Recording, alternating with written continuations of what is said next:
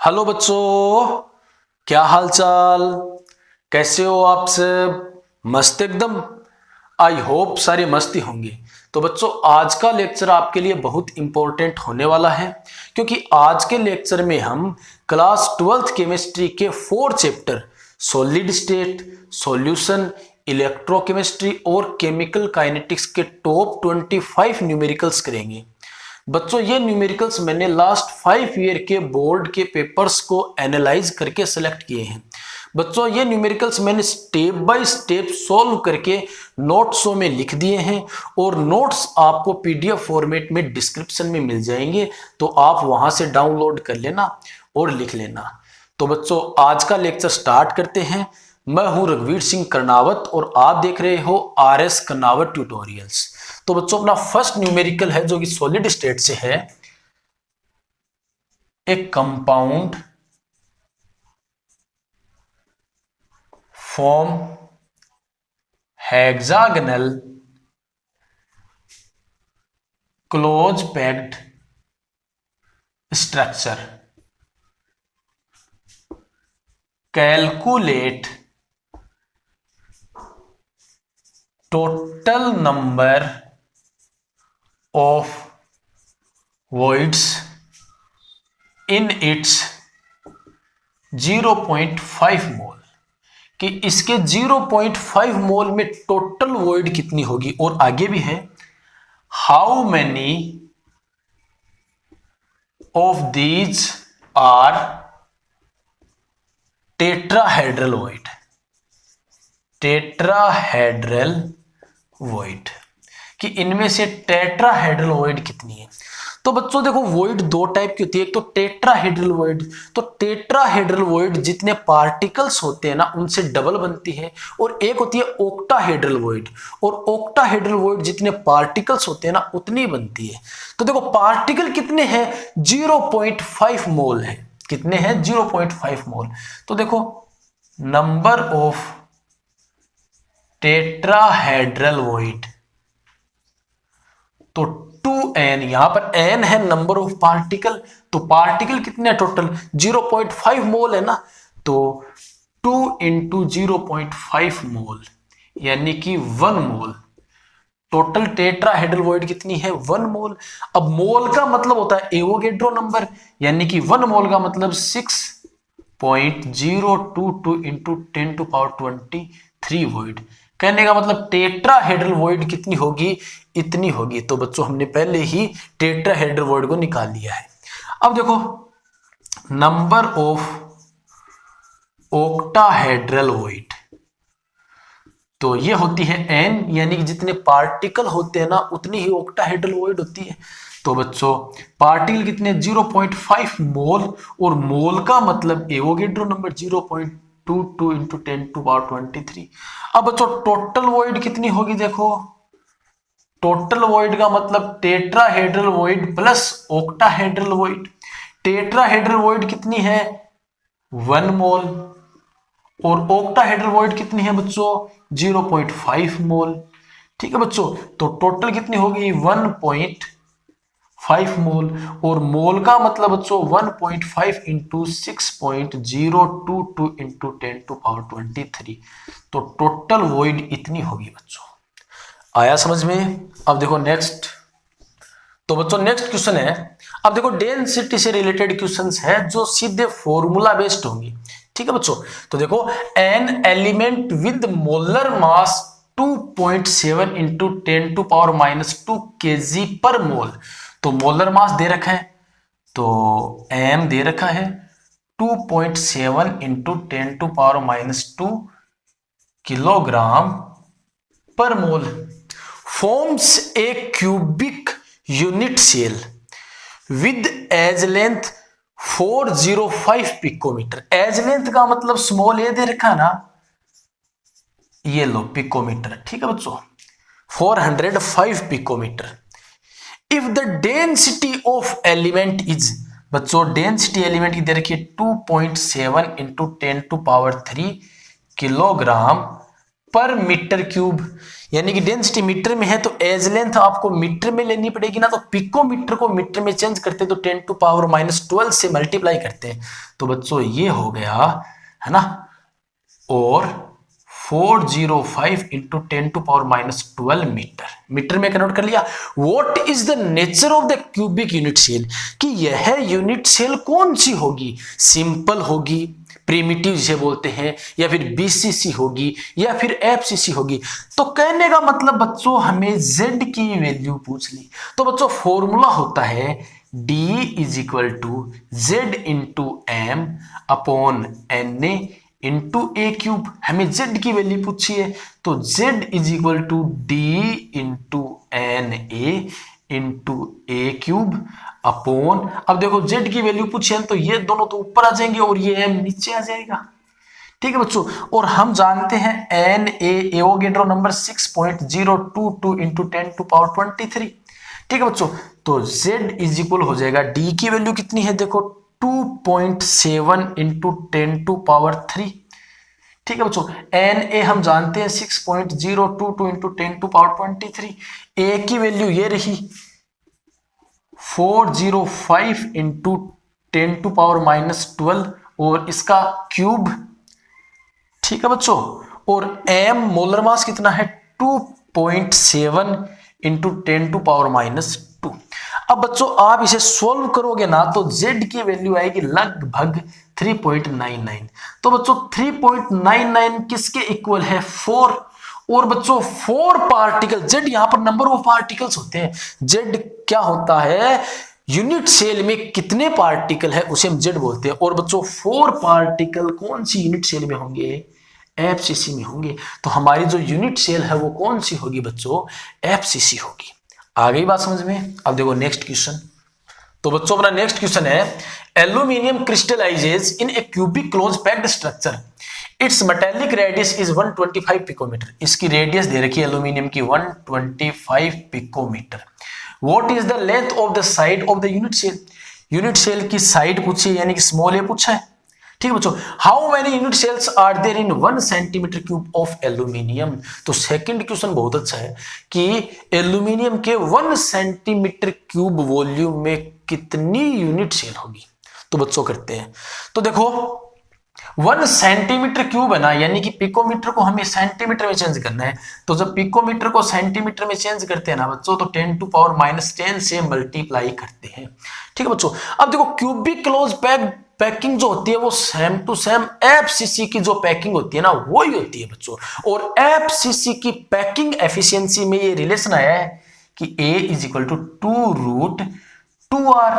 तो A is equal to 2√2R की value ये रही 125 इंटू 10⁻⁻10 सेंटीमीटर। तो फर्स्ट तो आ गया ना समझ में, ठीक है ना, ये देखो 10⁻⁻10। ठीक है, फर्स्ट समझ में आ गया। अब देखो how many unit cells are there in 1 centimetre cube of aluminium. तो देखो इसका एक एग्जांपल समझो, जैसे मान लो हमारे पास एक कमरा है और उसका वॉल्यूम 100 मीटर क्यूब है। ध्यान से सुना, उसका वॉल्यूम कितना है 100 मीटर क्यूब, और हमारे पास बॉक्स है और एक बॉक्स का वॉल्यूम है 10 मीटर क्यूब।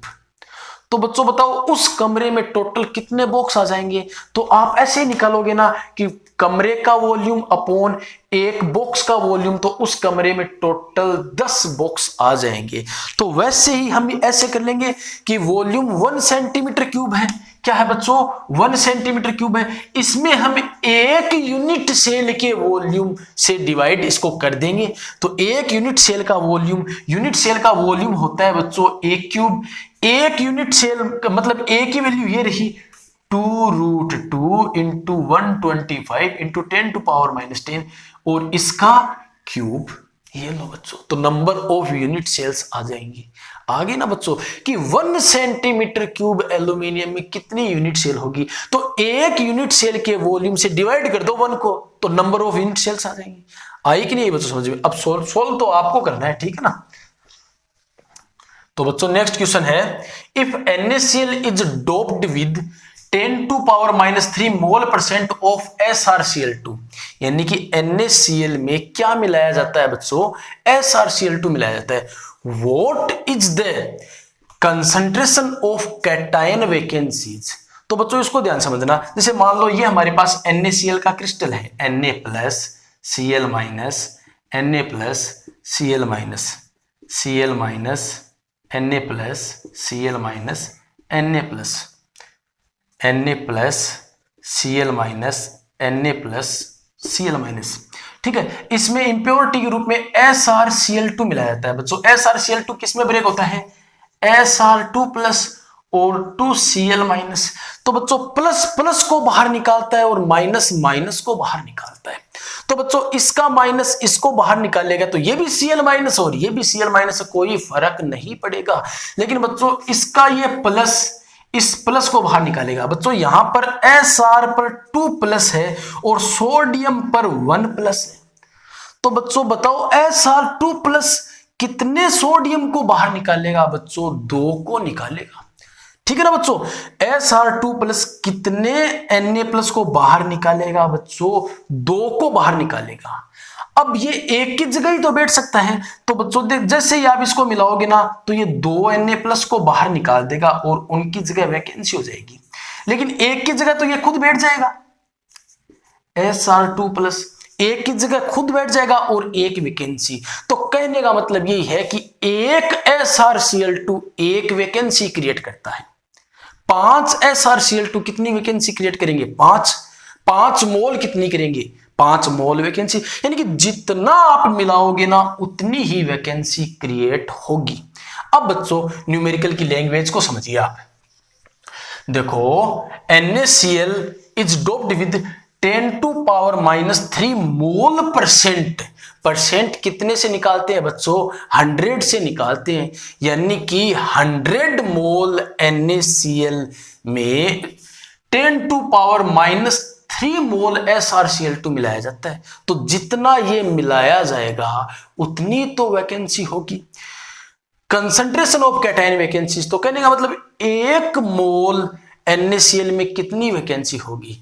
तो बच्चों देखो 100 मोल, क्योंकि देखो परसेंट का मतलब 100 से होता है, यानी कि हम 100 मोल NaCl में 10⁻³ मोल SrCl2 मिला रहे हैं। तो 100 मोल NaCl is doped with 10⁻³ mole SrCl2 कि 100 मोल में इतना मिलाया जाता है। तो 1 मोल में कितना मिलाया जाएगा बच्चों, 10⁻³ अपॉन 100 यानी कि 10⁻⁵ मोल। 1 मोल में इतना ही तो मिलेगा बच्चों SrCl2। जितना SrCl2 मिलेगा उतनी वैकेंसी होगी। तो 1 मोल में कितनी वैकेंसी होगी, 100 मोल में ये इतना मिलाते हैं तो इतनी वैकेंसी, क्योंकि अभी आपने सीखा है कि जितना SrCl2 मिलाते हैं उतनी वैकेंसी होगी। तो 100 मोल में इतनी वैकेंसी और 1 मोल में इतना मिलाना पड़ता है तो इतनी वैकेंसी। तो टोटल कितनी वैकेंसी हुई, तो 10⁻⁵ और मोल का मतलब एवोगैड्रो नंबर, तो 6.022 इंटू 10⁻23। तो देखो 5 पावर कैंसिल आउट हो जाएगी ना, तो कितनी बची 18, यानी कि कैटायनिक वैकेंसी 1 मोल में इतनी होगी। तो बच्चों आया कि नहीं आया समझ में, आ गया ना, चलो वेरी गुड। तो बच्चों नेक्स्ट क्वेश्चन है, analysis shows that nickel oxide has formula Ni 0.98O1.00 कि निकल ऑक्साइड का ये फॉर्मूला होता है। What fractions of nickel exist as Ni2+ and Ni3+ ion कि इनमें Ni2+ कितने होंगे और Ni3+ कितने होंगे। तो बच्चों ध्यान से समझना, देखो इस फॉर्मूले का मतलब क्या होता है वो समझो। Ni 0.98 O 1.00 यानी कि ऑक्सीजन कितने हैं, ऑक्सीजन है 100 पॉइंट ना दो बस, और निकल कितने हैं 98।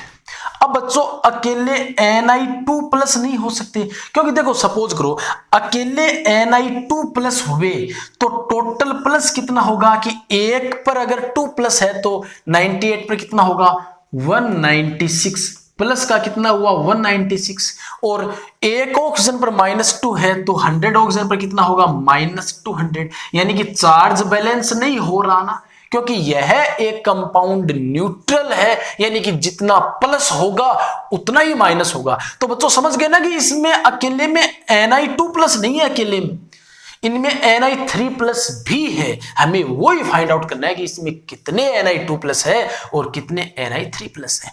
तो बच्चों आपको ये तो पता चल गया होगा, ध्यान से समझना, ये तो पता चल गया होगा कि 98 निकल पर टोटल +200 होगा।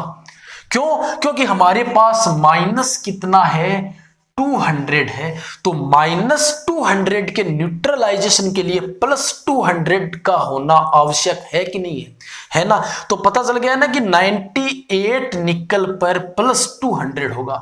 अब इन 98 में से कितने Ni2+ है और कितने Ni3+ है अभी देख लेते हैं। तो बच्चों ध्यान से समझना, तो late Ni3+ is X, then Ni2+ कितने होंगे बताओ, 98 - X, क्योंकि टोटल तो 98 ही है, मैंने Ni3+ को X मान लिया, तो Ni2+ कितने हुए, 98 - X, क्योंकि इन्हीं में से Ni2+ है और इन्हीं में से Ni3+ है। अब बच्चों चार्ज बैलेंस कर देते हैं। चार्ज टोटल कितना है, 200 है। क्यों? क्योंकि 100 ऑक्सीजन है तो माइनस के 200 चार्ज है, तो इन पर प्लस का 200 होना चाहिए, तो चार्ज बैलेंस कर दो। तो बच्चों एक निकल पर 3+ है तो X निकल पर कितना होगा, 3X, प्लस एक निकल पर 2+ है तो इतनों पर कितना प्लस होगा, 298 - X। और बच्चों बताओ टोटल प्लस कितना होगा, 200 हो गया। आ गई क्या बात समझ में? हमें टोटल प्लस कितना करना है, 200। एक निकल पर 3+ तो X पर 3X, एक निकल पर 2+ तो इतने पर 2 मल्टीप्लाई बाई, तो बच्चों 3X प्लस मल्टीप्लाई करो तो 196 - 2X 200।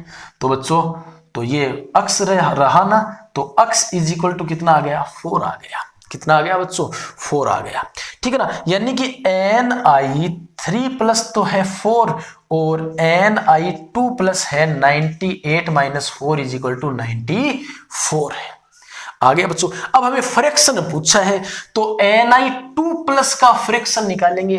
तो Ni2+ है कितने टोटल बच्चों, 94, कितने में से है, 98 में से, इंटू 100, ये लो। तो बच्चों Ni3+ का फ्रैक्शन निकालेंगे, तो Ni3+ टोटल कितने हैं, 4, और टोटल कितने हैं, 98 × 100। आया कि नहीं आया बच्चों, समझ में आ गया ना। अब देखो नेक्स्ट न्यूमेरिकल करते हैं। तो बच्चों नेक्स्ट क्वेश्चन है, ferric oxide crystallises in a hexagonal close packed structure. Oxide ion form crystal की, ऑक्साइड तो क्रिस्टल बनाता है, 2 out of every 3 octahedral holes occupied by ferric ion, और हर 3 में से 2 ऑक्टाहेड्रल वॉइड को कौन ऑक्यूपाई करता है, फेरिक आयन। ऑक्साइड आयन क्या करता है, क्रिस्टल फॉर्म करता है, जबकि प्रत्येक 3 में से 2 ऑक्टाहेड्रल वॉइड को कौन ऑक्यूपाई करता है, ferric ion. Derive the formula of the ferric oxide. तो बच्चों एकदम से सिंपल है, देखो फेरिक मतलब ये आयरन का ऑक्साइड है बच्चों। किसका ऑक्साइड है, आयरन का। तो ये तो आयरन हो गया और ये ऑक्साइड हो गया। ऑक्साइड क्या करता है बच्चों, ध्यान से सुना, ऑक्साइड क्या करता है, क्रिस्टल बनाता है। तो बच्चों क्रिस्टल कौन बनाते हैं, पार्टिकल बनाते हैं। और पार्टिकल कितने होते हैं बच्चों, n होते हैं। सीधी सी ट्रिक है इसकी, ठीक है बच्चों। आयरन क्या करता है, ऑक्टाहेड्रल वॉइड को भरता है। कितनी ऑक्टाहेड्रल वॉइड को, प्रत्येक 3 में से 2 ऑक्टाहेड्रल वॉइड को ऑक्यूपाई करता है। तो बच्चों ऑक्टाहेड्रल वॉइड कितनी होती है, n, तो 3 में से 2 को फिल करता है, तो कितने पार्ट को फिल करता है, 2/3। तो बच्चों इन दोनों का रेशियो क्या बना, n से n cancel, 2/3 ratio 1। Simple ratio लेंगे तो एलसीएम से मल्टीप्लाई करेंगे, यानी कि एलसीएम कितना आएगा, 3 आएगा ना, इसको भी 3 से और इसको भी 3 से। तो बच्चों 3 से 3 कैंसिल आउट, यानी कि 2/3। तो बच्चों फॉर्मूला क्या बना, Fe2O3। तो यही होता है फेरिक ऑक्साइड। आ गया बच्चों समझ में। अब देखो नेक्स्ट, तो बच्चों अब सॉल्यूशन चैप्टर के न्यूमेरिकल स्टार्ट करते हैं। बच्चों सॉल्यूशन चैप्टर में सबसे फर्स्ट कंसंट्रेशन की मेजरिंग यूनिट्स आती है और इन यूनिट्स में मोलरिटी सबसे इंपॉर्टेंट है। बच्चों बोर्ड एग्जाम में 90% न्यूमेरिकल मोलरिटी पर से ही आते हैं, इसलिए मैंने मोलरिटी के 3 ऐसे क्वेश्चन सेलेक्ट किए हैं। अगर वो आपने समझ लिए तो आप मोलरिटी के लगभग सभी क्वेश्चन सॉल्व कर सकते हो। तो बच्चों देखो अपना नेक्स्ट क्वेश्चन है 7th, calculate molarity of 10% W/V aqueous solution of H2SO4। तो बच्चों 10% H2SO4 का W/V एक्वस सॉल्यूशन है। W/V का मतलब मास बाई वॉल्यूम परसेंट, इसकी हमें मोलरिटी फाइंड आउट करनी है। तो बच्चों 10% W/V का मतलब आप क्या समझते हो? देखो ऊपर W यानी कि ऊपर वाला ग्राम में होगा, तो ऊपर कौन होता है? सोल्यूट। नीचे V यानी कि नीचे वाला ml में होगा, तो नीचे कौन होता है? सॉल्यूशन। तो 10% W/V से आप क्या समझे कि 100 ml एक्वस सॉल्यूशन में 10 ग्राम H2SO4 प्रेजेंट है। ठीक है बच्चों, तो देखो इसको सॉल्व करते हैं कि 10% W/V H2SO4 means 10 gram H2SO4 dissolved in 100 ml of aqueous solution। ठीक है बच्चों, तभी तो देखो परसेंट 10 आएगा कि आपका H2SO4 10 है, सॉल्यूशन 100 है, इंटू 100 बराबर 10%। ठीक है बच्चों, यानी कि सॉल्यूशन तो है हमारे पास 100 ml, H2SO4 है 10 ग्राम, तो मोल निकालते हैं H2SO4 के, तो मोल्स ऑफ H2SO4, तो मोल निकालने का फॉर्मूला क्या होता है? ग्राम अपॉन मोलर मास। तो H2SO4 कितने ग्राम है? 10, और H2SO4 का मोलर मास कितना होता है बच्चों? 98 होता है ना। देखो हाइड्रोजन 1 का 1, तो 2 का 2, सल्फर 32, ऑक्सीजन 1 का 16, तो 4 का 64, तो टोटल ऐड करोगे तो 98 बन जाएगा। तो मोल कितनी आई? 10/98 मोल। ठीक है बच्चों, अब मोलरिटी निकालते हैं। तो मोलरिटी का फॉर्मूला क्या होता है? Number of moles of solute upon volume of solution in litre. तो मोल कितने हैं? 10/98। सॉल्यूशन कितना है? 100 ml है बच्चों। अब ml को आप लीटर में चेंज करोगे, किस में चेंज करोगे? लीटर में चेंज करोगे, तो 1000 से डिवाइड करोगे तो वो 1000 ऊपर चला जाएगा। ठीक है, यानी कि 100/98, और ये लगभग बनेगा बच्चों 1.02 मोलर। आया कि नहीं आया समझ में? अब देखो नेक्स्ट क्वेश्चन, तो देखो नेक्स्ट है 8th question, calculate molarity of 30 ml 0.5 molar H2SO4 diluted in 500 ml। ठीक है बच्चों, अब देखो इसको ध्यान से समझना कि हमारे पास एक 30 ml H2SO4 का सॉल्यूशन है, उसकी मोलरिटी 0.5 है। ठीक है ना, कि 30 ml H2SO4 का सॉल्यूशन है और उसकी मोलरिटी 0.5 है। अब बच्चों उसमें पानी मिलाते हैं और टोटल वॉल्यूम 500 ml कर देते हैं, तो मोलरिटी कितनी होगी? तो देखो इसको ऐसे समझो कि ये हमारे पास कोई बर्तन है मान लो, और इसमें देखो इतना 30 ml H2SO4 है। कितना है बच्चों? 30 ml H2SO4 है और जिसकी मोलरिटी कितनी है बच्चों 0.5 मोलर। अब मोलरिटी का मतलब number of moles of solute present in 1 litre of solution, कि 1 लीटर सॉल्यूशन में कितने सोल्यूट के मोल है। तो इसका मतलब तो ये हुआ ना कि 1 लीटर सॉल्यूशन में 0.5 मोल प्रेजेंट है। कितने मोल प्रेजेंट है बच्चों 0.5 मोल। अब 1 लीटर का मतलब 1000 ml, कहने का मतलब 0.5 मोल प्रेजेंट इन 1000 ml। ठीक है बच्चों, या फिर इसको ऐसे देख लो ना कि 1000 ml सॉल्यूशन में कितने मोल है H2SO4 के 0.5 मोल।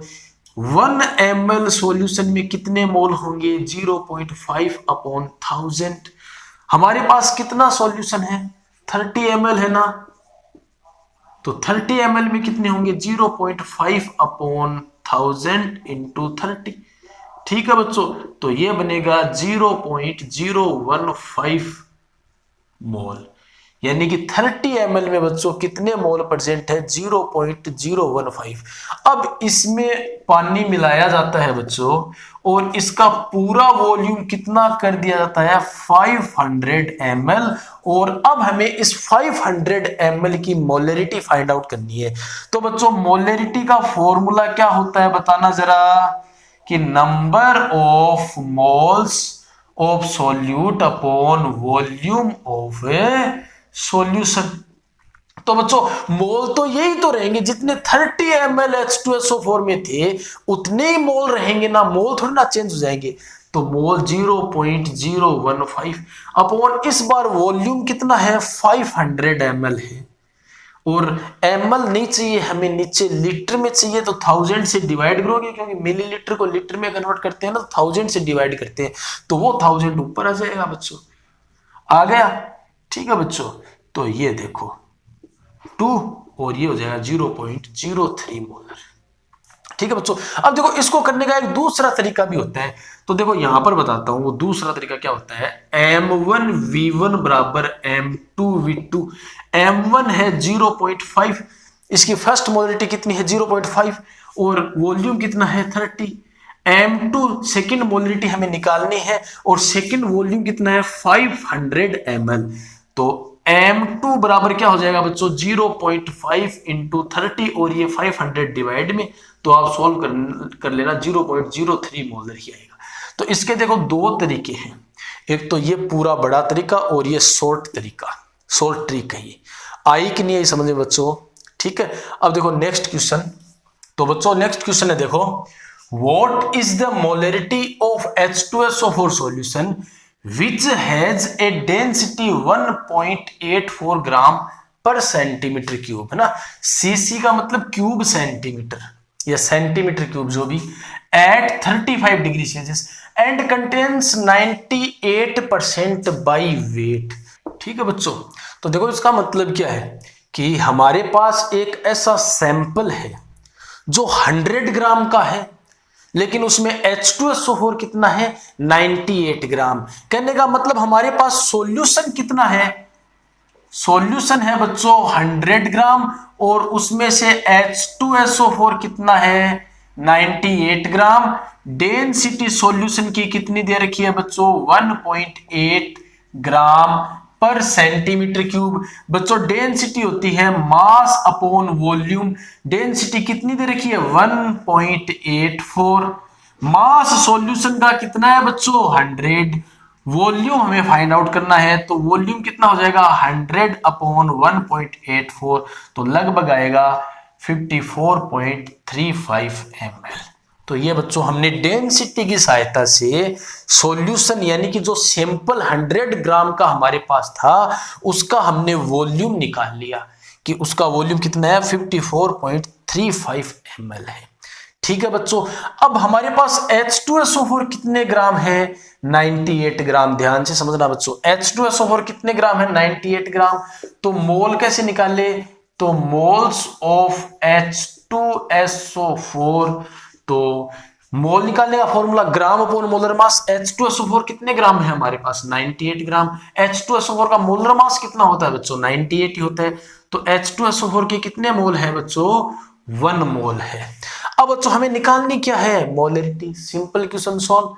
तो देखो मोलरिटी का formula number of moles of solute upon volume of solution in litre. तो बच्चों मोलरिटी, तो मोल कितने हैं? 1। सॉल्यूशन का वॉल्यूम हमने डेंसिटी की सहायता से कितना निकाला था?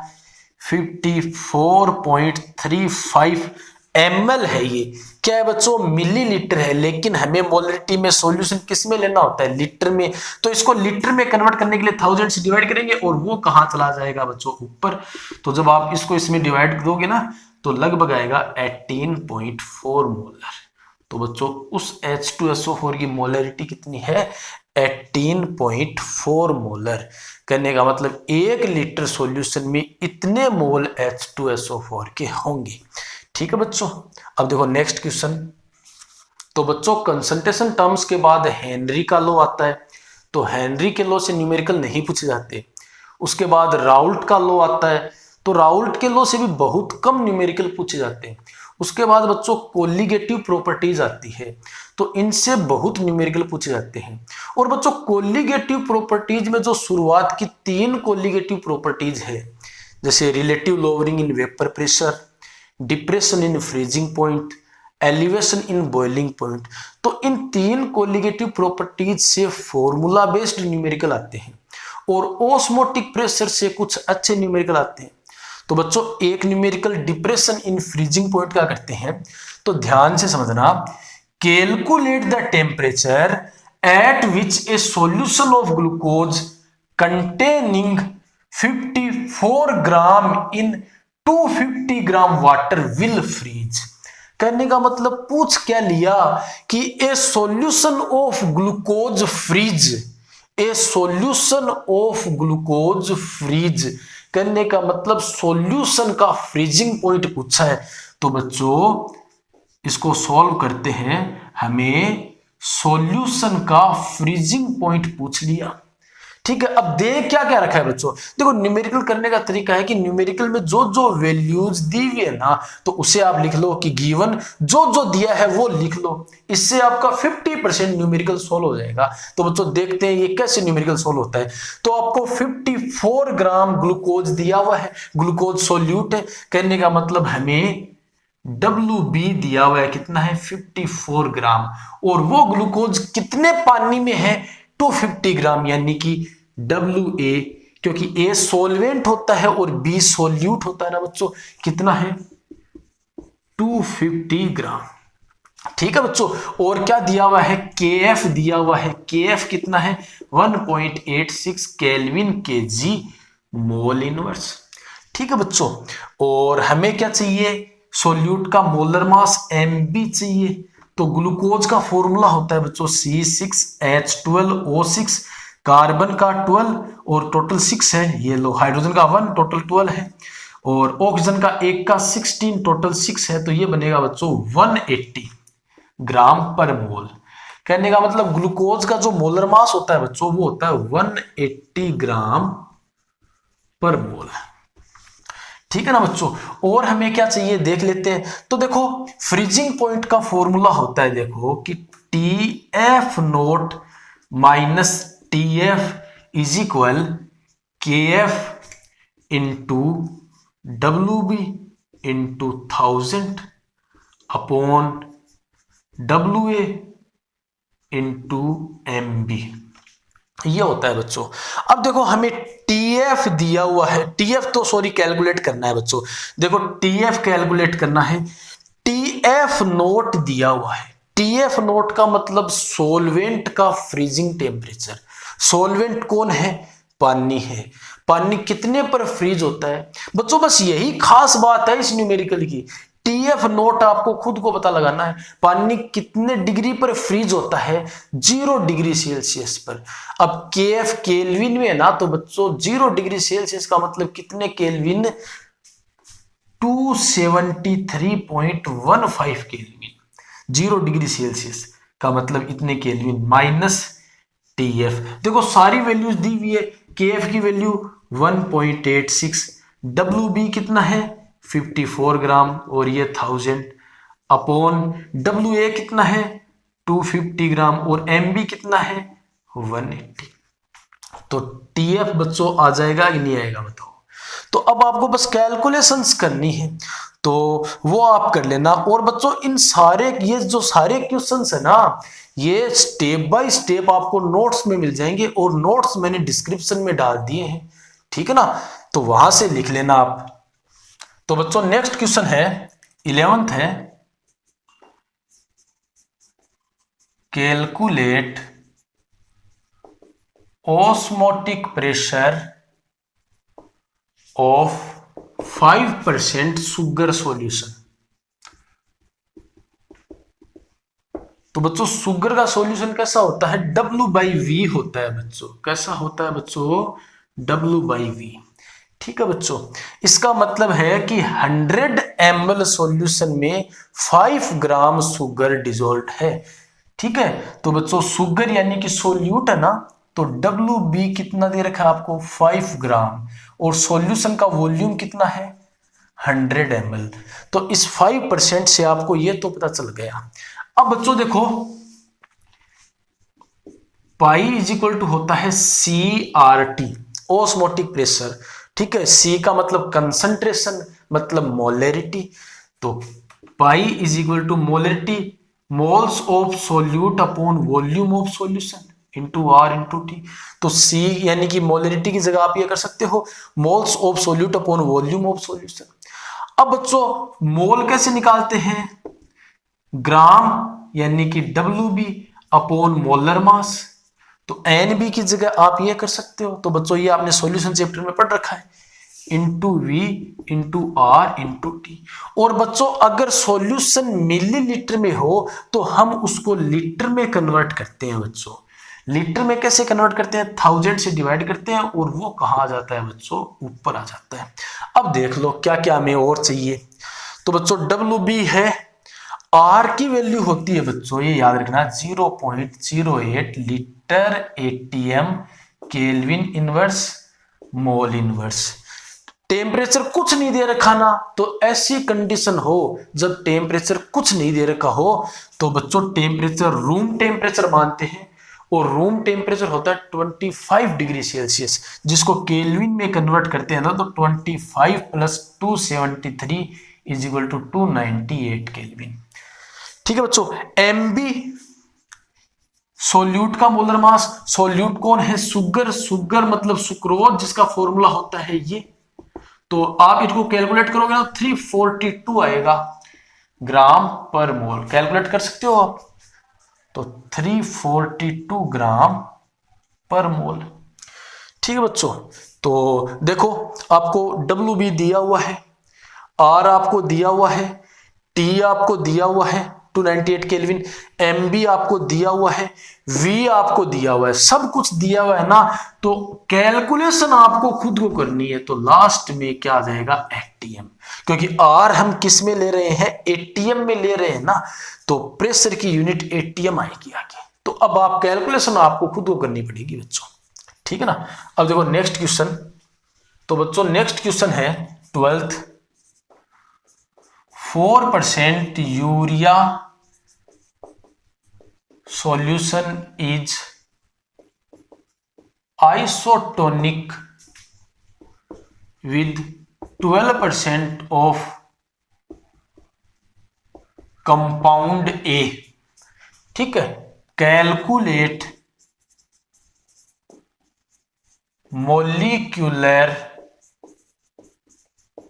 वेट ऑफ ए का मॉलिक्यूलर वेट हमें फाइंड आउट करना है कि यूरिया का 4% सॉल्यूशन और ए मतलब कंपाउंड जो ए है ना उसका 12% सॉल्यूशन का ओस्मोटिक प्रेशर बराबर है।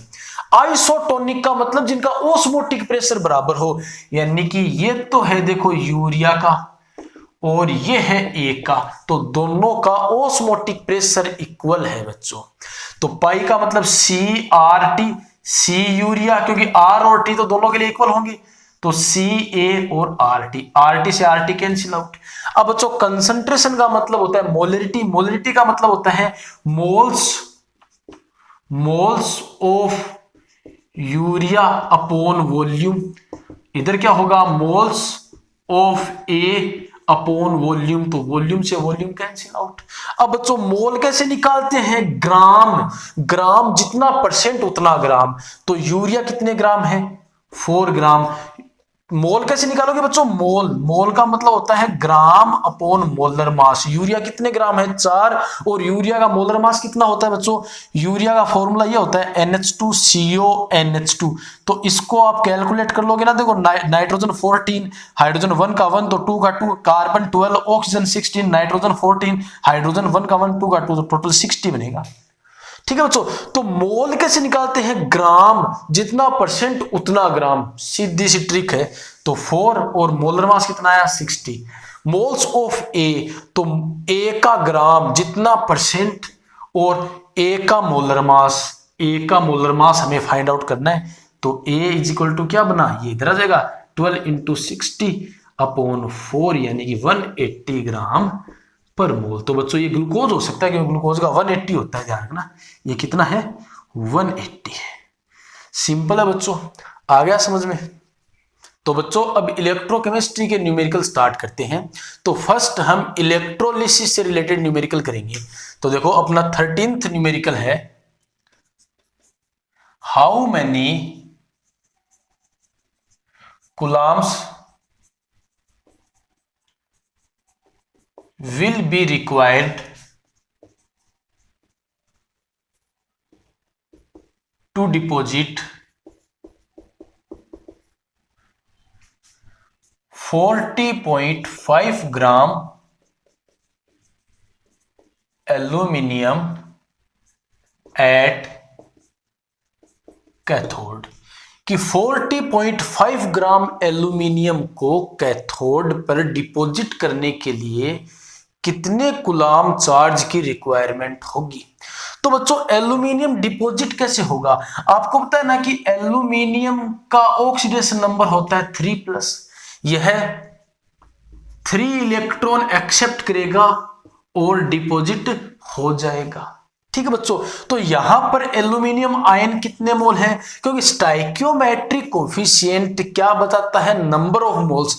यहां पर आप ये नहीं कह सकते कि 3 इलेक्ट्रॉन, नहीं 3 मोल इलेक्ट्रॉन बच्चों। तो यहां पर ये देखो 1 मोल, ये कितने हैं 3 मोल, और ये कितना है 1 मोल। ठीक है बच्चों, तो देखो 1 मोल एल्यूमिनियम को डिपॉजिट करने के लिए कितने मोल इलेक्ट्रॉन चाहिए, 3 मोल इलेक्ट्रॉन चाहिए। और बच्चों एल्यूमिनियम का जो मोलर मास होता है ना वो 27 ग्राम पर मोल होता है। तो बच्चों देखो molar mass of aluminium is 27 ग्राम पर मोल, यानी कि 1 मोल का मास होता है 27 ग्राम, यानी कि यहां पर कितने ग्राम एल्यूमिनियम है, 1 मोल का मतलब 27 ग्राम ना, यानी कि 3 मोल इलेक्ट्रॉन कितने ग्राम एल्यूमिनियम को डिपॉजिट कर देंगे बच्चों, 27 ग्राम एल्यूमिनियम को डिपॉजिट कर देंगे। अब बच्चों 3 मोल इलेक्ट्रॉन पर चार्ज कितना होता है, देखो 1 मोल इलेक्ट्रॉन पर 1 फैराडे चार्ज होता है। कितना चार्ज होता है 1 फैराडे, 1 फैराडे का मतलब 96500 कूलम। तो 3 मोल इलेक्ट्रॉन का मतलब कितने कूलम हो गया बच्चों, 3 इंटू 96500 कूलम।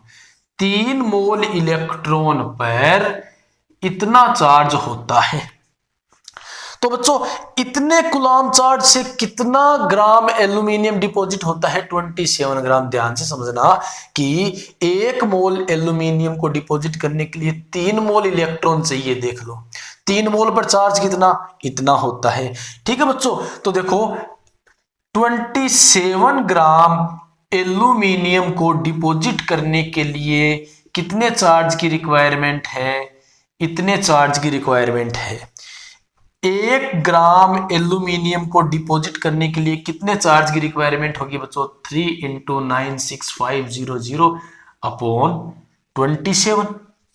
अब हमें पूछा कितना है कि 40.5 ग्राम एल्यूमिनियम को डिपॉजिट करने के लिए, तो 40.5 ग्राम एल्यूमिनियम को डिपॉजिट करने के लिए 3 × 96500 अपॉन 27 × 40.5 कूलम्ब। अब आगे बच्चों आप सॉल्व इसे कर लेना। वैसे सॉल्व करने की जरूरत नहीं है, बस आपको यहां पर समझना है। और मैंने नोट्स में स्टेप बाय स्टेप ये न्यूमेरिकल्स कर दिए हैं, तो डिस्क्रिप्शन में जाकर के आप डाउनलोड कर लेना। ठीक है बच्चों, अब देखो नेक्स्ट न्यूमेरिकल। तो बच्चों नेक्स्ट क्वेश्चन है, देखो copper sulphate solution has been electrolysed by a current of 1.5 ampere for 10 minute. Calculate the mass of copper deposited on cathode. कि कॉपर सल्फेट के सॉल्यूशन में 1.5 एम्पियर करंट 10 मिनट तक flow करवाई जाती है, तो कितना कॉपर कैथोड पर डिपॉजिट होगा? तो बच्चों हमें दे क्या क्या रखा है? अपने को आई दे रखी है कितनी? 1.5 एम्पियर। टाइम दे रखा है 10 मिनट। अब देखो इसको हम सेकंड में लेंगे, तो 10 × 60 यानी कि 600 सेकंड। तो बच्चों चार्ज देख लो, Q = क्या होता है? IT, यानी कि 1.5 × 600 = 900 कूलम्ब। तो बच्चों हमारे पास चार्ज कितना है? 900 कूलम्ब है। तो हमें यह पता करना है कि इतने चार्ज से कितना कॉपर डिपॉजिट होगा। ठीक है बच्चों, तो देखो कॉपर डिपॉजिट कैसे होगा? देखो कॉपर सल्फेट का मतलब यहां पर Cu2+ है, सिंपल सी बात है। कॉपर सल्फेट का मतलब Cu2+ है, इसको 2 इलेक्ट्रॉन चाहिए, तो कॉपर ऐसे ही तो डिपॉजिट होगा। कहने का मतलब कॉपर के 1 मोल के को डिपॉजिट करने के लिए 2 मोल इलेक्ट्रॉन चाहिए। 2 मोल इलेक्ट्रॉन का मतलब 2 × 96500 कूलम्ब। ऐसा का न्यूमेरिकल आपने अभी भी देखा है।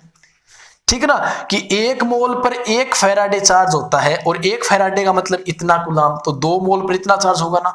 अब बच्चों कॉपर का जो मोलर मास होता है ना, वो होता है 63.5 ग्राम पर मोल, और यहां पर कॉपर का 1 मोल है ना, यानी कि इतने कूलम्ब चार्ज से, बच्चों ध्यान से सुनना, इतने कूलम्ब चार्ज से इतना ग्राम कॉपर डिपॉजिट होता है।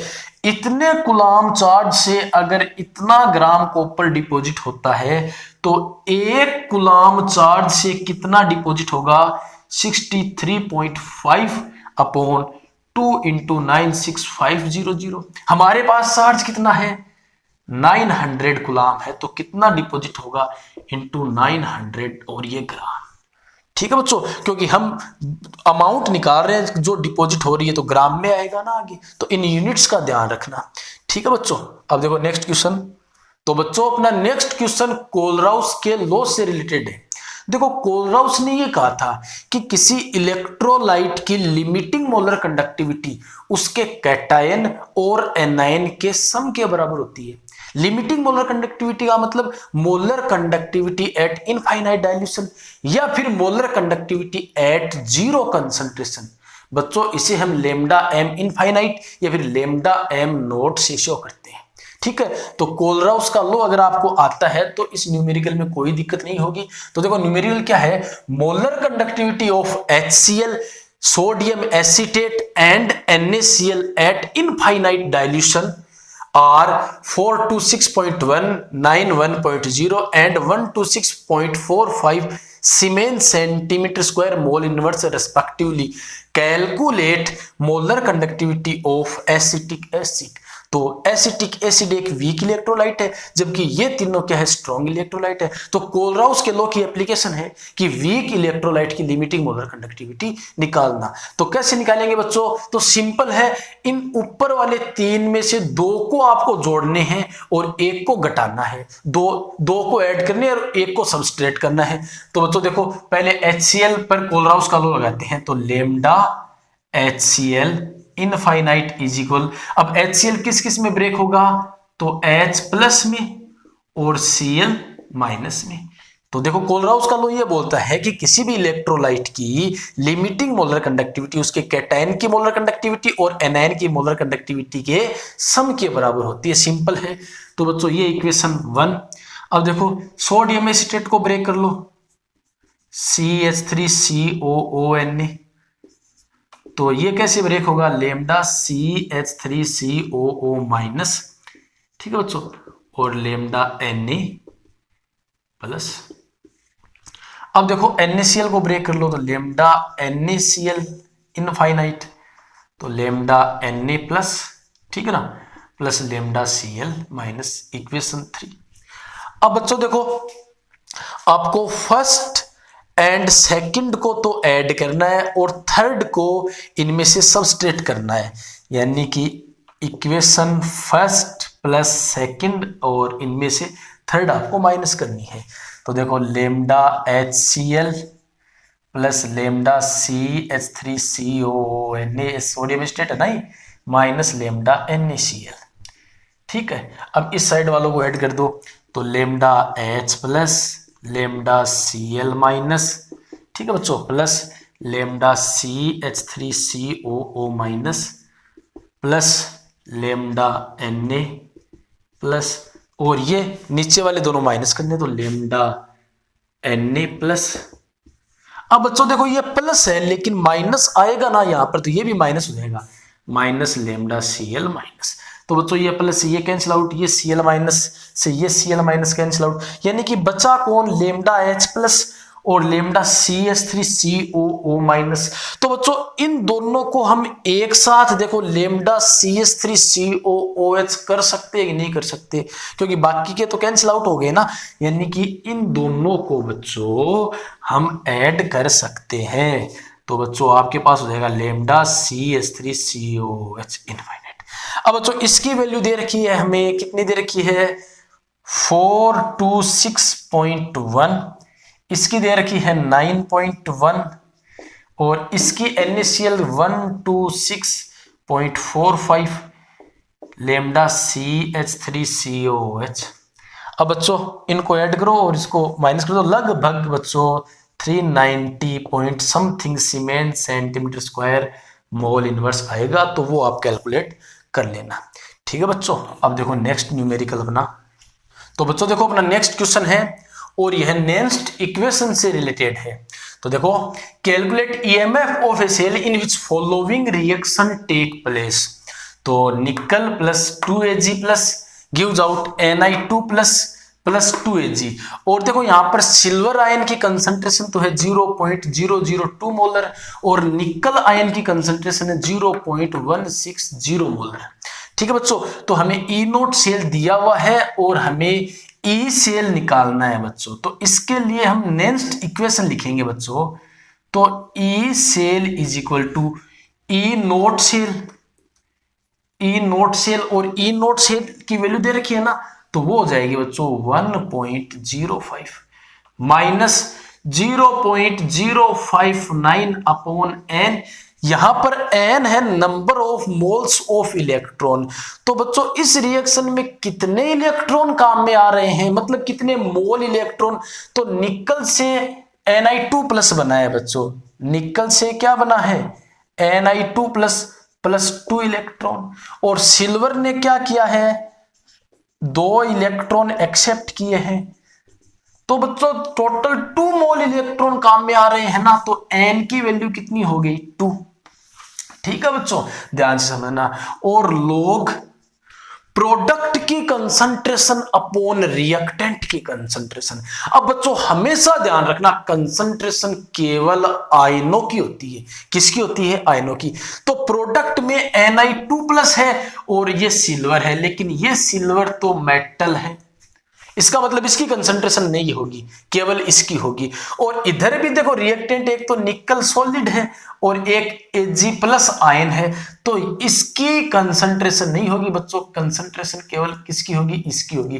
तो इसके लिए अगर हम नेक्स्ट इक्वेशन लिखे तो प्रोडक्ट की कंसंट्रेशन यानी कि Ni2+ अपॉन रिएक्टेंट में ये सिल्वर Ag+। तो प्रोडक्ट की कंसंट्रेशन इसकी और इसकी, लेकिन ये मेटल है, मेटल की कंसंट्रेशन नहीं होती, आयन की होती है, और अपॉन रिएक्टेंट की। तो यहां पर ये नीचे निकल नहीं लिखा जाएगा बच्चों, और ऊपर ये वाला सिल्वर नहीं लिखा जाएगा, क्योंकि ये दोनों क्या है? मेटल है। कंसंट्रेशन किसकी होगी? केवल आयनों की। तो प्रोडक्ट की कंसंट्रेशन का मतलब निकल आयनों की कंसंट्रेशन अपॉन रिएक्टेंट की कंसंट्रेशन का मतलब सिल्वर आयनों की कंसंट्रेशन। अब बच्चों जो स्टाइकियोमेट्रिक कोफिशिएंट होता है ना, वो हम पावर के रूप में लगाते हैं। तो निकल का स्टाइकियोमेट्रिक कोफिशिएंट कितना है? 1, और सिल्वर का कितना है? 2। तो हम यहां पर पावर लगाएंगे।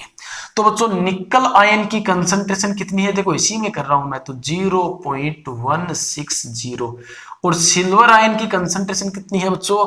तो 0.002। तो बच्चों देखो इसी में मैंने कर दिया है कि ई सेल बराबर होता है ई नोट सेल, तो मैंने ई नोट की वैल्यू रख दी। अब minus 0.059 upon N number of moles of electron, तो रिएक्शन में कितने इलेक्ट्रॉन के मोल है? 2 मोल है।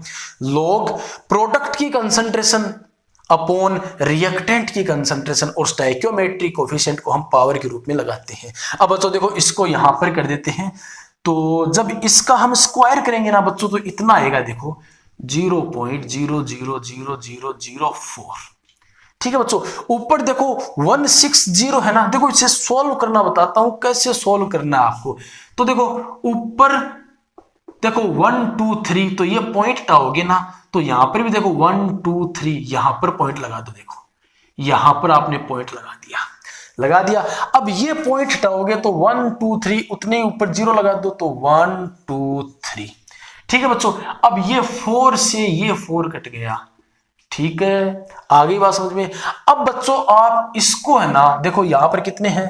टोटल 40,000 है।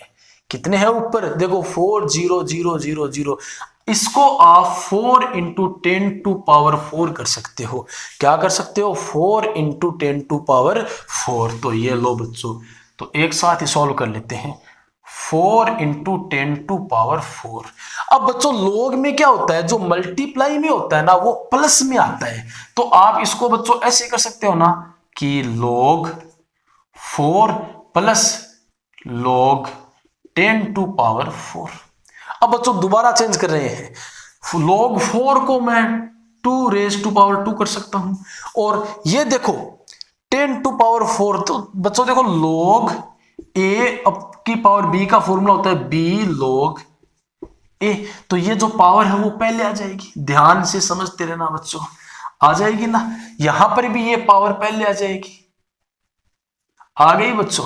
अब देखो तो E cell is equal to 1.05 minus 0.059.2, और 2 log 2 की वैल्यू 0.3010 प्लस 4 और log 10 की वैल्यू 1। तो अब बच्चों आगे आप सॉल्व कर ही लोगे। आ गई क्या बात समझ में? तो देखो इनको हम इजीली है ना log को तोड़ मरोड़ करके इजी वैल्यू बना सकते हैं। ठीक है, चलो नेक्स्ट क्वेश्चन।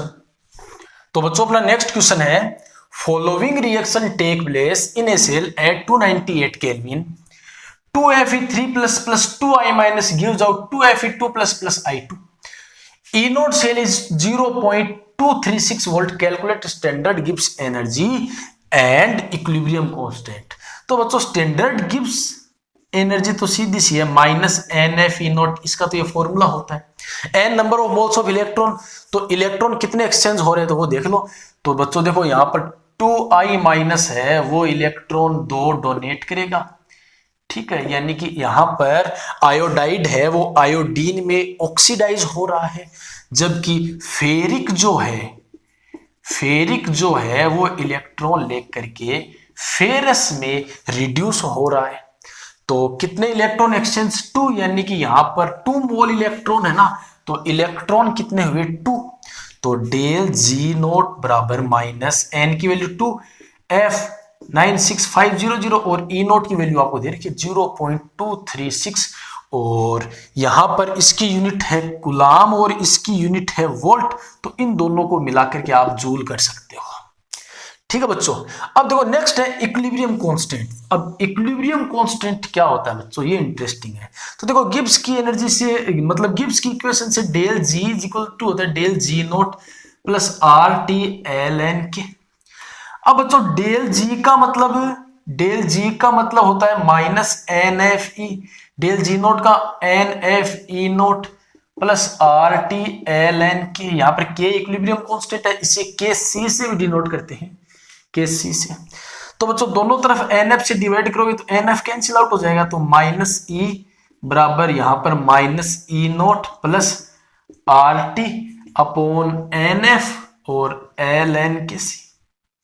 ठीक है बच्चों, अब देखो माइनस से मल्टीप्लाई कर दो तो ये प्लस हो जाएगा और ये प्लस हो जाएगा और ये हो जाएगा minus R T upon N F और L N K C. L N natural log को लॉग में चेंज करो 2.303 लॉग ये होता है, तो ये चेंज कर दो। तो E is equal to E naught minus 2.303 R T upon N F और लॉग के सी। अब बच्चों ध्यान से समझना, इक्विलिब्रियम का मतलब रिएक्शन रुक गई है। इक्विलिब्रियम का मतलब क्या होता है बच्चों कि फॉरवर्ड रिएक्शन और बैकवर्ड रिएक्शन दोनों का रेट एक ही हो जाए। कहने का मतलब ना ही तो रिएक्टेंट की कंसंट्रेशन में कोई चेंज हो रहा है और ना ही प्रोडक्ट की कंसंट्रेशन में कोई चेंज हो रहा है। इसका मतलब ये समझो ना कि रिएक्शन रुक गई। अब बच्चों अगर रिएक्शन रुक जाएगी तो ईएमएफ कितना हो जाएगा, 0। अगर रिएक्शन रुक गई तो ईएमएफ 0। तो इक्विलिब्रियम की कंडीशन में बच्चों ई की वैल्यू 0 हो जाती है।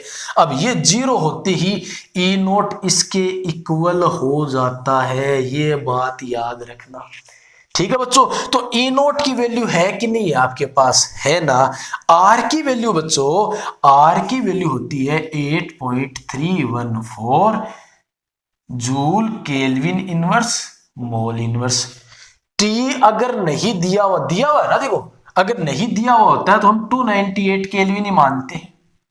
ठीक है, और एन की वैल्यू आपके पास है, एफ की वैल्यू 96500 कूलम।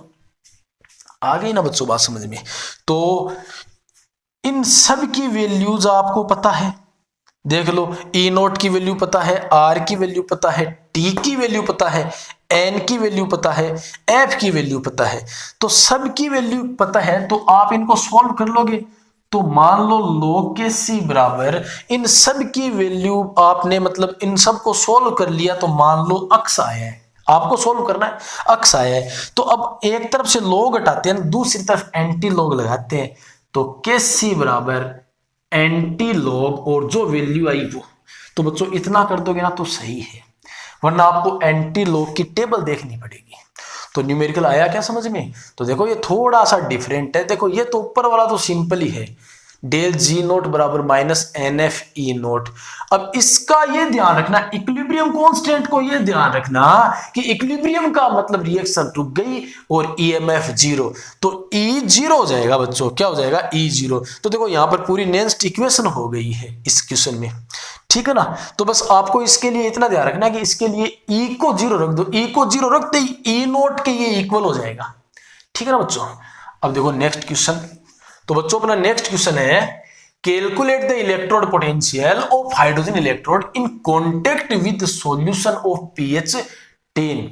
यानी कि हमें हाइड्रोजन इलेक्ट्रोड का पोटेंशियल कैलकुलेट करना है जो एक ऐसे सॉल्यूशन के कॉन्टेक्ट में है जिसकी पीएच कितनी है, 10 है। अब बच्चों पीएच की कहानी समझो। देखो पीएच इज इक्वल टू होता है माइनस log 10 और H प्लस। ठीक है बच्चों। अब देखो हाइड्रोजन आयन की कंसंट्रेशन, देखो इस ब्रैकेट का मतलब है कंसंट्रेशन, हाइड्रोजन आयन की कंसंट्रेशन के नेगेटिव लोगरिथमिक वैल्यू को पीएच कहते हैं। अब हमारे पास पीएच कितनी है, 10 है ना, तो एक बार इसको है ना देखो 10 नहीं मान के 8 मान लेते हैं, नहीं तो 10 से तो कंफ्यूज हो जाओगे आप। तो पीएच हमारे पास मान लिया 8 है, तो हमें H प्लस की कंसंट्रेशन निकालनी है बच्चों। तो H प्लस की साइड से आप log हटाओगे, तो बच्चों देखो नीचे ये 10 दिख रहा है ना, ये log का बेस है। तो बच्चों H प्लस की कंसंट्रेशन निकालोगे तो log इधर से हटाओगे ना, तो एक साइड से log हटाते हैं तो दूसरी साइड एंटी log लगता है, तो एंटी log 8। ठीक है बच्चों, और ये माइनस में तो ये भी माइनस में होगा। और बच्चों एंटी लॉग का सीधा सा मतलब क्या होता है बच्चों, वो अब देख लो कि H प्लस की कंसंट्रेशन आप निकालोगे ना, तो लॉग हटाओगे एंटी लॉग लगाओगे, कहने का मतलब इस लॉग का जो बेस होता है ना, आगे वाला उसकी पावर के रूप में चला जाता है, यानी कि 10 रेज टू पावर 8। अब माइनस में लोग तो पावर भी किस में होगी, माइनस में होगी, और मोल पर लीटर। तो बच्चों पीएच का मतलब समझ गए क्या, पीएच का सीधा सा मतलब हाइड्रोजन आयन की कंसंट्रेशन से होता है। अगर पीएच 10, अब यहां पर 10 होता तो यहां पर भी 10, अगर pH 10 तो H प्लस की concentration 10 to power minus 10 mole per litre, pH 5 तो H प्लस की concentration 10 raise to power minus 5 mole per litre. तो बच्चों यहां से आप pH के बारे में समझ गए कि आपको हाइड्रोजन आयन की कंसंट्रेशन दे रखी है 10 to power minus 10 mole per litre. ठीक है बच्चों, अब देखो हमें E निकालना है, तो EH प्लस H2, देखो रिएक्शन तो यही होगी ना, H plus plus electron gives out H2, लेकिन एक हाइड्रोजन है तो आप करोगे हाफ H2। इलेक्ट्रॉन 1 मोल है, यानी कि N की वैल्यू हो गई 1 is equal to E naught H plus H2 minus 0.059 upon N log product की कंसंट्रेशन। प्रोडक्ट में गैस है बच्चों, क्या है, गैस, और कंसंट्रेशन हमेशा आयंस की होती है, तो इसकी कंसंट्रेशन को हम यूनिट मानते हैं, क्या मानते हैं, unit, upon H plus ion की तो कंसंट्रेशन होगी ना बच्चों, ध्यान रखना यहां पर ये गैस बनी है तो गैस की कोई कंसंट्रेशन नहीं, इसलिए चाहे मेटल हो, आप लास्ट न्यूमेरिकल में देख चुके हो, तो इनकी यूनिट कंसंट्रेशन को हम यूनिट मानते हैं, इनकी आयंस की कंसंट्रेशन होती है। अब बच्चों इसमें वैल्यूज पुट करते हैं, EH plus H2 is equal to hydrogen electrode का स्टैंडर्ड इलेक्ट्रोड पोटेंशियल कितना बताया है IUPAC ने, 0 वोल्ट, माइनस 0.059 अपॉन N की value 1 log 1 upon H plus की concentration 10 raise to power minus 10। अब बच्चों ये माइनस की पावर ऊपर जाकर के किस में हो जाएगी, प्लस में। अब लॉग 1 टू पावर b का फॉर्मूला b लॉग a, तो ये पावर पहले आ जाएगी ना बच्चों, तो 10 log 10 की वैल्यू 1 होती है, कितनी होती है बच्चों, log 10 की वैल्यू 1, तो आगे तो आप सॉल्व कर ही लोगे, माइनस में वैल्यू आ जाएगी। ठीक है बच्चों, अब देखो फोर्थ चैप्टर केमिकल काइनेटिक्स के न्यूमेरिकल्स करते हैं बच्चों। तो बच्चों अब केमिकल काइनेटिक्स के न्यूमेरिकल स्टार्ट करते हैं। तो केमिकल काइनेटिक के टोटल 6 न्यूमेरिकल है, और फर्स्ट न्यूमेरिकल सिंपल रेट निकालने का न्यूमेरिकल है। तो देखो the decomposition of NH3 on platinum surface is zero order reaction. What are the rates of production of N2 and H2 if K is 2.5 into 10 to power minus 4 mole litre inverse second inverse, कि ammonia का nitrogen और hydrogen में decomposition zero order है। Zero order का मतलब rate constant हो गई, rate क्या हो गई बच्चों, कांस्टेंट हो गई। तो हमें यह पता करना है कि नाइट्रोजन और हाइड्रोजन किस रेट से प्रोड्यूस होगी, नाइट्रोजन और हाइड्रोजन किस रेट से बनेगी। कहने का मतलब बच्चों हमें dN2/dt और dH2/dt निकालनी है। ठीक है बच्चों, तो रिएक्शन देख लो पहले।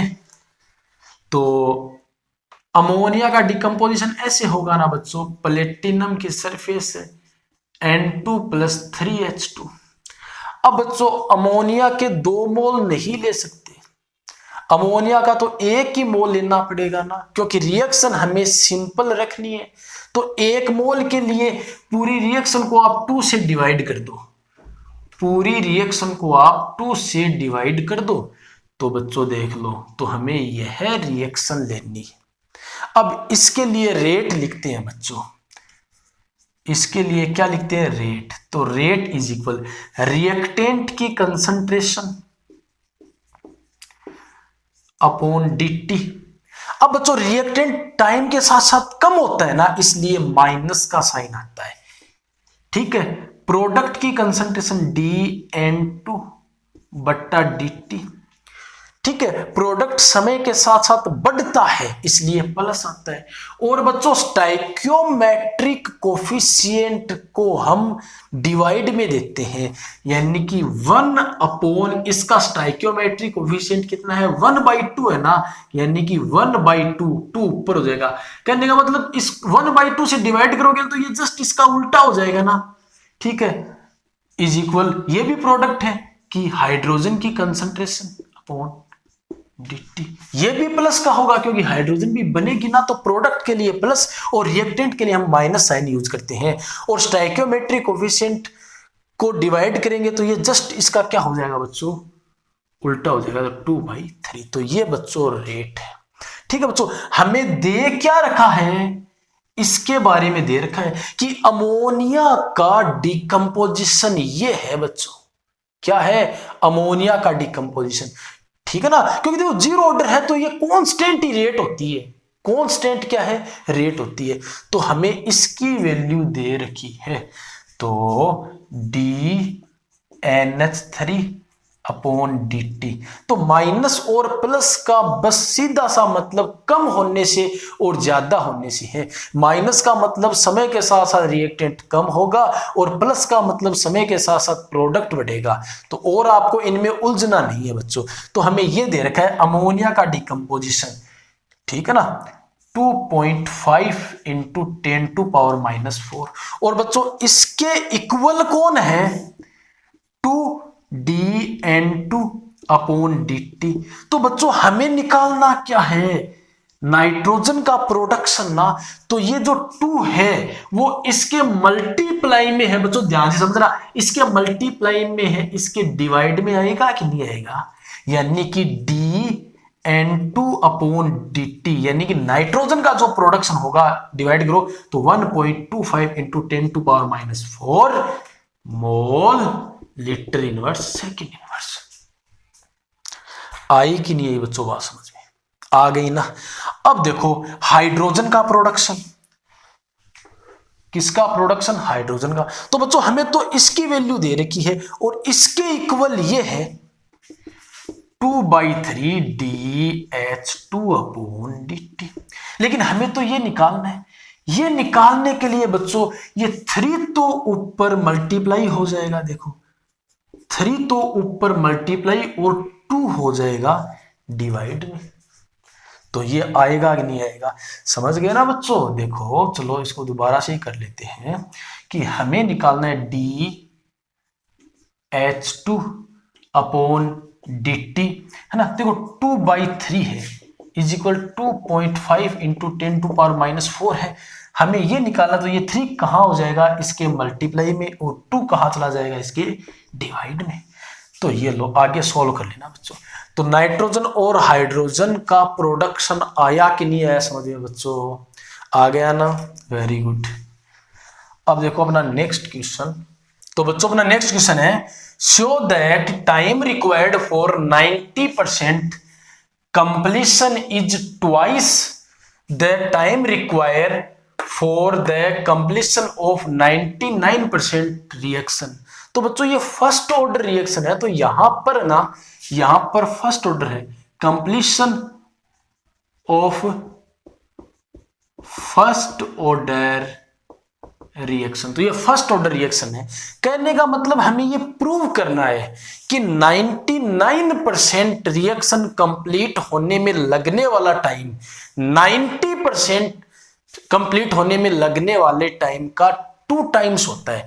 कहने का मतलब हमें ये प्रूव करना है T 99% is equal to 2 into T 90%। तो बच्चों ये हमें प्रूव करना है। तो ऐसे क्वेश्चंस में बच्चों हमेशा याद रखना, इनिशियल कंसंट्रेशन है ना, इनिशियल कंसंट्रेशन ऑफ रिएक्टेंट, यानी कि रिएक्टेंट के इनिशियल आपको 100 मोल मानने हैं, याद रखना।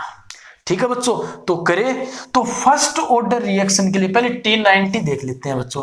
तो T90 तो 2.303 के लॉग इनिशियल कंसंट्रेशन R0 और जो कंसंट्रेशन बच गई वो।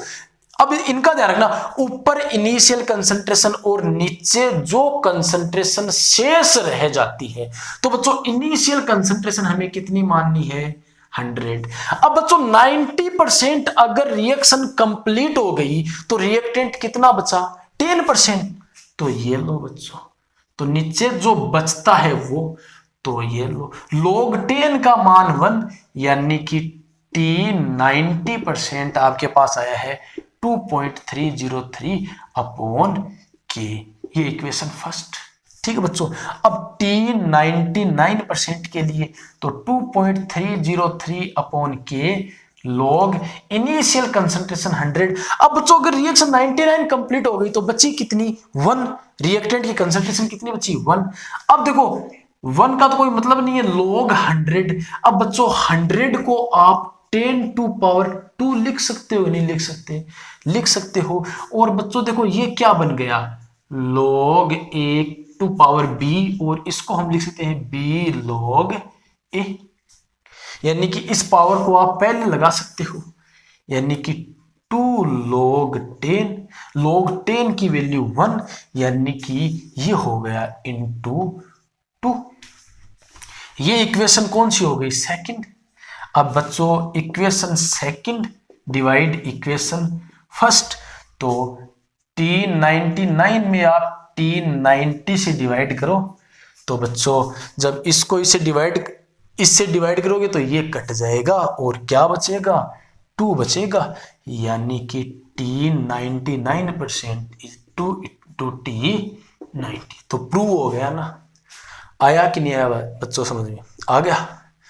चलो नेक्स्ट क्वेश्चन।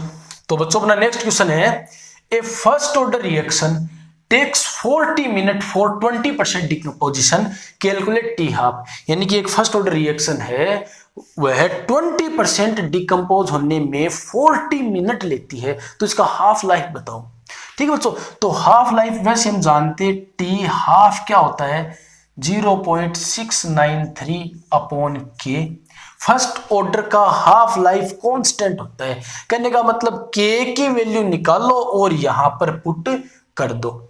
ठीक है बच्चों, तो यहां पर मिनट में है ना, तो हाफ लाइफ भी किस में होगा? मिनट में होगा। ठीक है बच्चों, तो फर्स्ट ऑर्डर रिएक्शन का फॉर्मूला ये होता है K is equal to 2.303 upon T log initial concentration और यहां पर बच गई वो कंसंट्रेशन। तो बच्चों K इज इक्वल 2.303, टी की वैल्यू कितनी है? कितना टाइम है बच्चों? 40 मिनट है ना। लॉग इनिशियल कंसंट्रेशन हम कितनी मानते हैं? 100। 20% कंप्लीट हो गई है रिएक्शन, 20% रिएक्टेंट डिकम्पोज हो गया है, तो बच गया कितना बच्चों? 80। 80 का मतलब ये लो, यानी कि log 10 अपॉन log 8। तो बच्चों इस log 10 अपॉन log मतलब 8 की कहानी बता देता हूं। तो देखो log a अपॉन b का फॉर्मूला होता है log a minus log b। तो कहने का मतलब log 10 माइनस log 8 हो जाएगा ना। log 10 माइनस log 8, 8 को बच्चों हम 2 टू पावर 3 कर सकते हैं, और log 8 टू पावर b को हम b log a कर सकते हैं, यानी कि पावर पहले आ जाती है log। अब बच्चों log 10 की वैल्यू होती है 1, ठीक है, -3 और log 10 की वैल्यू होती है 0.3010। तो बच्चों 1 माइनस 0.9030, ठीक है बच्चों। तो ये माइनस करोगे आप तो आपके पास आ जाएगा 0.09। अब देखो यानी कि इसकी वैल्यू आप यही रख दो ना डायरेक्ट, इंटू 0.09, ठीक है बच्चों। तो k की वैल्यू आ गई, बताओ k की वैल्यू आपने निकाल ली कि नहीं निकाली, निकाल ली ना। वो k की वैल्यू आपको यहां पर पुट करनी है बच्चों, आ गई बात समझ में। यहां पर पुट कर दोगे तो टी हाफ निकल के आ जाएगा। तो कैलकुलेशंस करनी है, और वैसे सोल्व तो मैंने स्टेप बाय स्टेप नोट्स में कर दिया, और नोट्स आपको डिस्क्रिप्शन में मिल जाएंगे, ठीक है बच्चों। अब देखो नेक्स्ट क्वेश्चन। तो बच्चों अपना नेक्स्ट क्वेश्चन है, prove that the time taken for 99.9% completion of A first order reaction is approximately 10 times of half life time. तो बच्चों फर्स्ट ऑर्डर का हाफ लाइफ क्या होता है, 0.693 अपॉन के। तो ये इक्वेशन फर्स्ट हो गई। अब फर्स्ट ऑर्डर के लिए टी 99.9% निकाल लेते हैं, चलो बच्चों।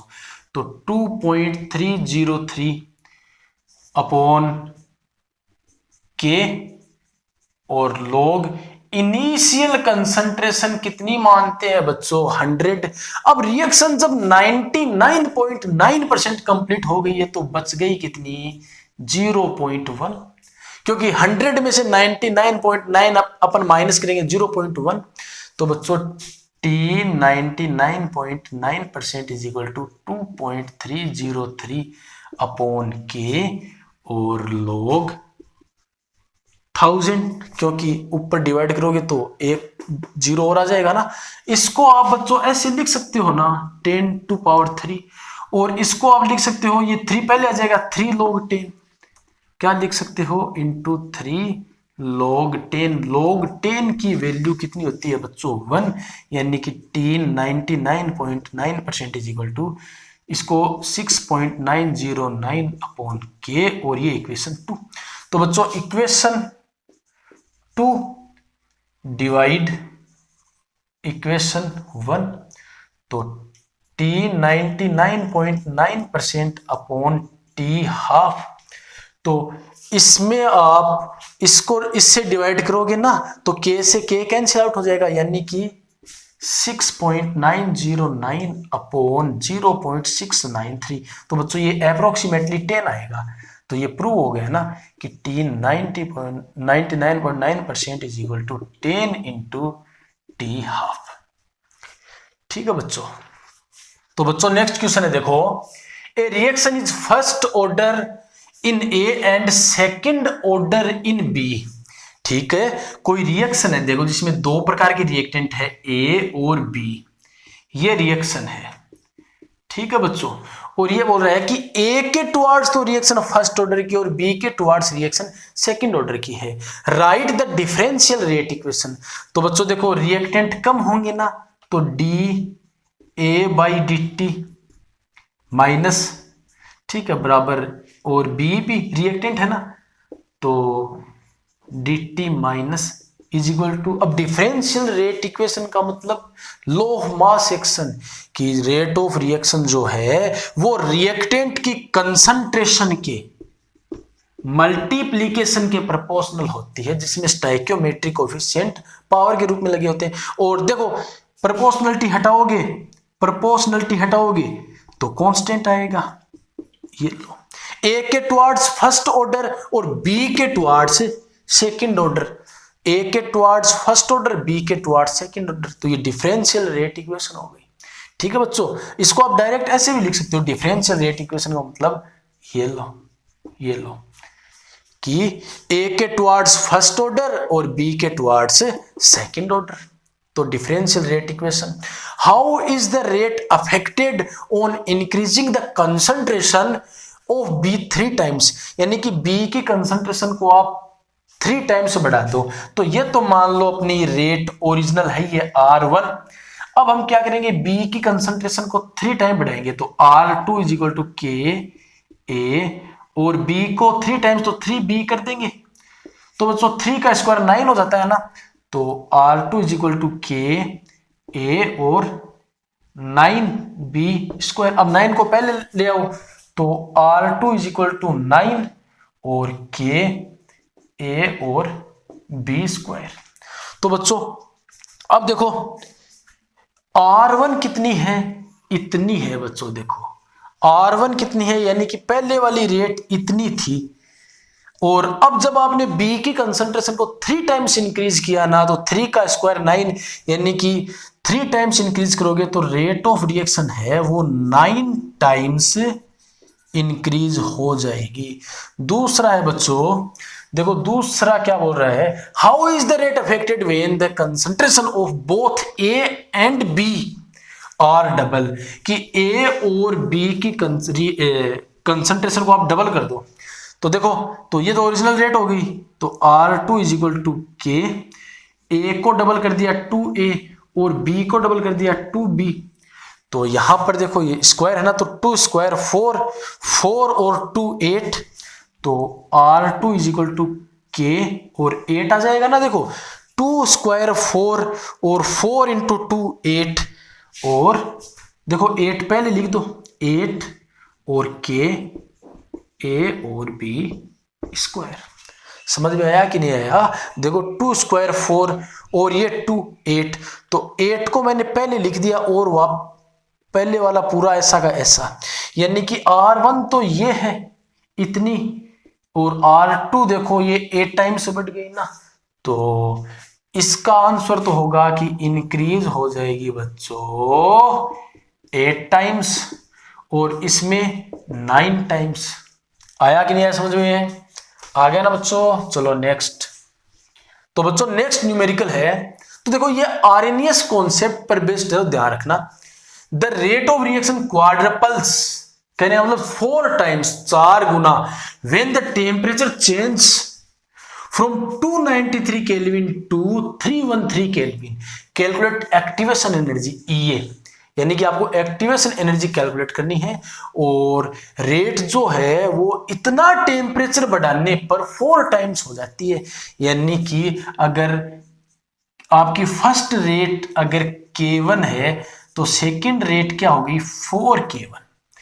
और बच्चों Arrhenius concept log K2 upon K1 is equal to EA upon 2.303 R T2 minus T1 upon T1 T2। तो बच्चों K2 अपॉन K1, तो K2 क्या है 4K1 है, यानी कि log 4, ये अपने को फाइंड आउट करना है 2.303, ये का मतलब एक्टिवेशन एनर्जी होती है ना, R की वैल्यू होती है बच्चों 8.314 joule kelvin mole inverse, joule kelvin inverse mole inverse, ध्यान रखना, ठीक है। और T2 313 minus T1 293, T1 293, T2 313। अब बच्चों सारी वैल्यूज है आपके पास, तो एक्टिवेशन एनर्जी आ जाएगी, किस में आएगी, इसमें जूल आया है ना आर की वैल्यू में, तो एक्टिवेशन एनर्जी किस में आ जाएगी, जूल में आ जाएगी। उसको किलो जूल में अगर आप कन्वर्ट करोगे तो आप 1000 से डिवाइड करोगे तो वो किस में आ जाएगी बच्चों, किलो जूल में आ जाएगी। आई कि नहीं बात समझे बच्चों? अब देखो अपना लास्ट क्वेश्चन, तो बच्चों अपना नेक्स्ट क्वेश्चन है, देखो ये भी आरएनएस के कॉन्सेप्ट पर बेस्ड है।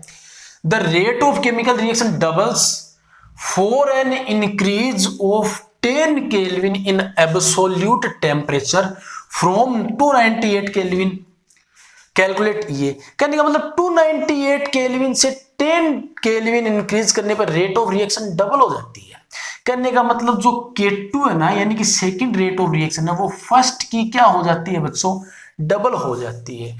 और टेम्परेचर कितना बढ़ाया आपने, 10 केल्विन ना, यानी कि T1 तो दे रखा है 298 केल्विन, आपने 10 बढ़ा दिया तो T2 कितना हो गया 308 केल्विन। तो बच्चों log K2 upon K1 is equal to EA upon 2.303 R T2 minus T1 upon T1 T2। अब बच्चों K2 2 K1 तो K1 से K1 कैंसिल आउट, यानी कि log 2। log 2 की वैल्यू आप जानते हो 0.3010 इज इक्वल टू, ये हमें फाइंड आउट करनी है। 2.303 R की value 8.314 joule kelvin inverse mole inverse. T2 308 minus T1 298, T1 298 into T2 308। ठीक है बच्चों, और log 2 की वैल्यू 0.3010, तो यहां पर ये आ जाएगी बच्चों जूल में। अगर आपको किलो जूल में चाहिए तो आप 1000 से डिवाइड करोगे तो वो आपके पास किलो जूल में आ जाएगी। ठीक है बच्चों, यदि आज का लेक्चर आपके समझ में आया है और आपको ये लगता है कि ये लेक्चर आपके लिए हेल्पफुल है, तो बच्चों वीडियो को लाइक, कमेंट और अपने फ्रेंड्स के साथ शेयर कीजिए। यदि चैनल पर नए आए हो तो चैनल को सब्सक्राइब करके बेल आइकन को प्रेस कर लीजिए ताकि वीडियोज़ के नोटिफिकेशन आपको मिल सके।